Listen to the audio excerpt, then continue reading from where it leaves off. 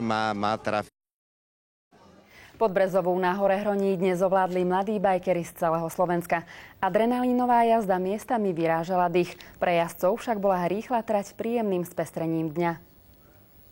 S nápadom zorganizovať v Podbrezovej Downtown zjazd prišli mladí, ktorí oslovili starostu. Je to stále lepšie deti podporiť v týchto aktivitách, ako by mali sa venovať drogám a iným nekalým činnostiam. Ide sa vlastne dole kopcom.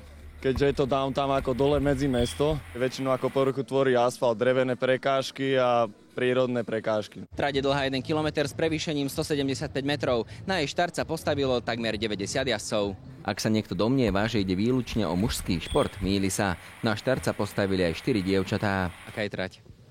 Super, no, celkom ma to baví, není tam nič také úplne ťažké a je to dobré. Staršia generácia to ale vidí ináč. Tá trať je veľmi náročná, lebo tam som padol, keď som išiel peši. Hej. Tam môj syn dostal otraz mozgu, keď padol, a nie to na bicykli ísť. No to je veľmi nebezpečné. Adrenalínová jazda spôsobuje jazdcom radosť. Napriek tomu si uvedomujú nebezpečenstvo, ktoré na nich číha v každej sekunde.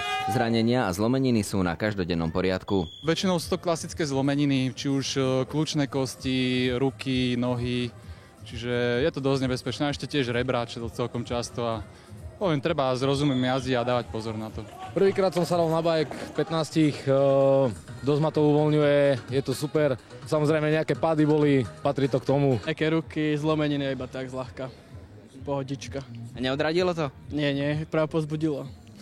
Chrániče sú preto v povinnej výbave každého jazdca. Hrudný chránič, potom máte lakte, plecia a na chrbticu hlavne. Radoslav Zemančík, Rozhlas a televízia Slovenska.